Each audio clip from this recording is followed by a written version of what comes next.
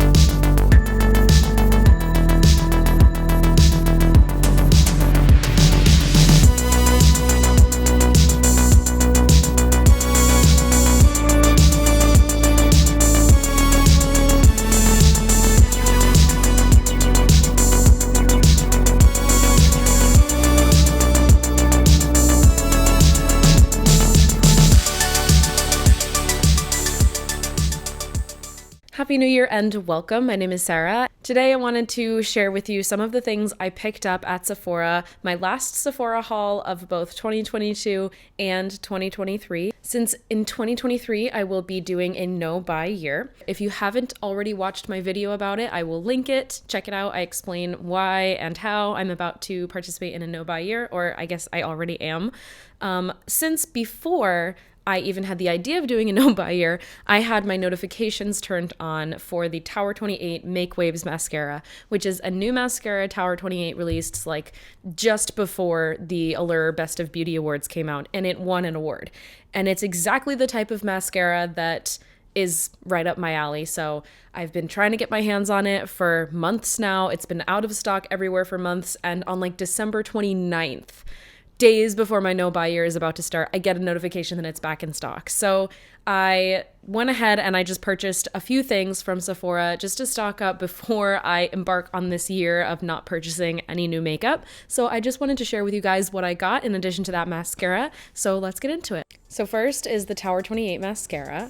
So even though the packaging is quite small and honestly comparable to some sample sizes, you get 0.29 fluid ounces of product in this, which is quite comparable to other mascaras that give you anywhere between 0.27 and 0.3. So this is right in there along with those mascaras. It retails for $20, which is actually pretty affordable for a higher end product at Sephora. It is clean beauty, which is really lovely, especially for a mascara that is performing at a Allure Best of Beauty standard. The wand is curved and it's got these little rows of comb-like bristles.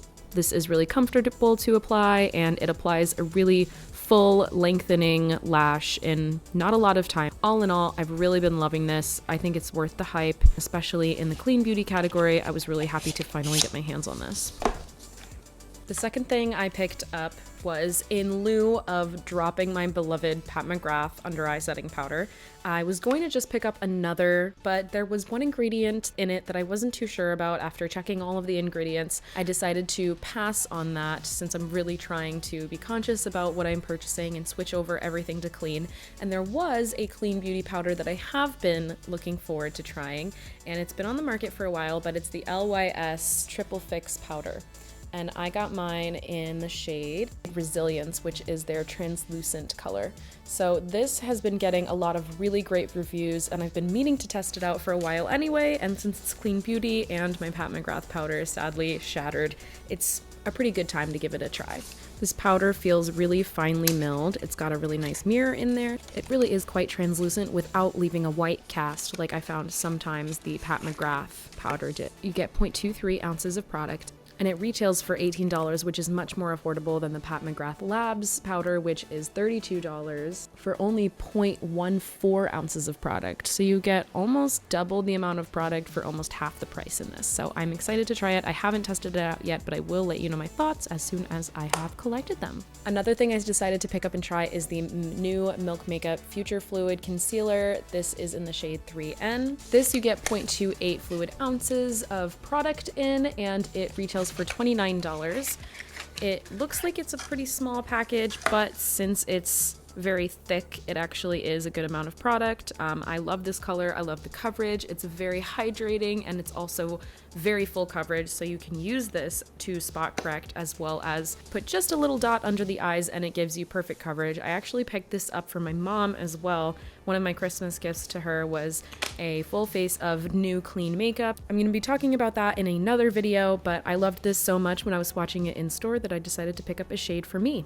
So the reason I decided to pick up the Milk Makeup concealer for me is because I was running out of my Kosas concealer, which is my favorite concealer, and I actually did pick up a backup of that. My shade is 1.5. So this is something that I am super used to. I've gone through, I think this is my third or fourth tube, and it's just a really easy, light, wearable concealer. It's great for every day. It's lightweight, it's hydrating, and it just does the job, and I've been loving it, and it's clean, so I've just been repurchasing it, but I'm excited to see how the Milk Makeup concealer compares.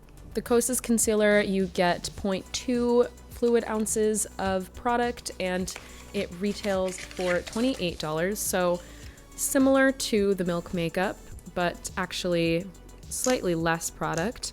And like I said, mine is in the shade 1.5.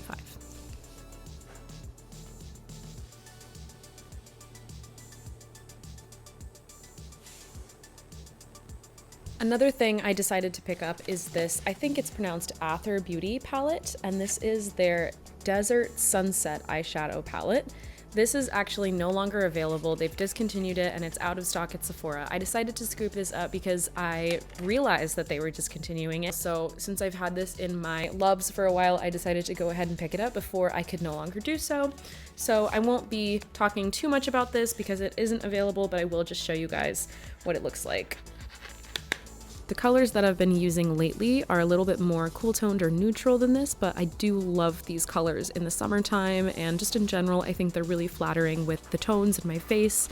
And I love that it's got that little pop of bright pink and lots of sparkle, as well as some really easy neutral mattes that you can build up in the crease, a darker tone that's not black. It's like a very cool toned cocoa color that's perfect for drawing on a little blurred out wing. I just have been looking at this palette for a long time, and since they were discontinuing it, I decided that I should get it before I could no longer do so.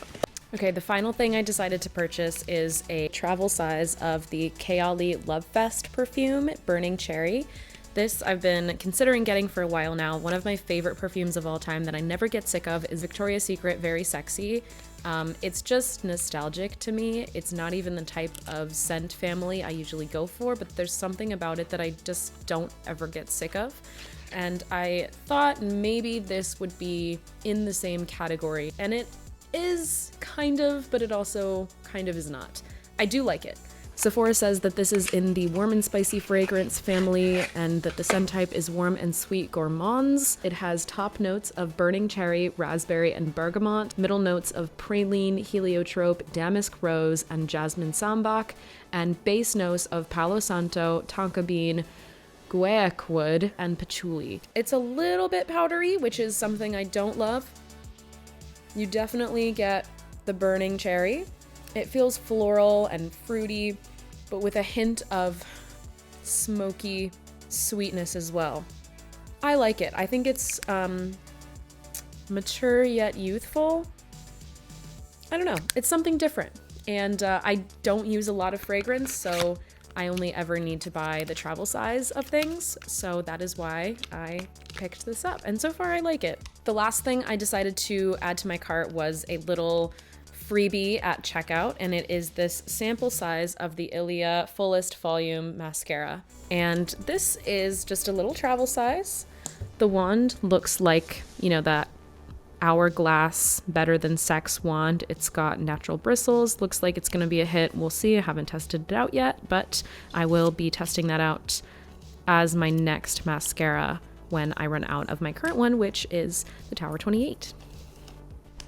That is all I picked up at Sephora for my last haul of the year, so I will keep you guys updated on how it goes. Not buying any new makeup in 2023. I hope you enjoyed the video. If you are trying to do a no-buy year in 2023, let me know last-minute finds that you picked up. What should I have gotten? What shouldn't I have gotten? Let me know what you think of this little mini haul, and I will see you in the next video.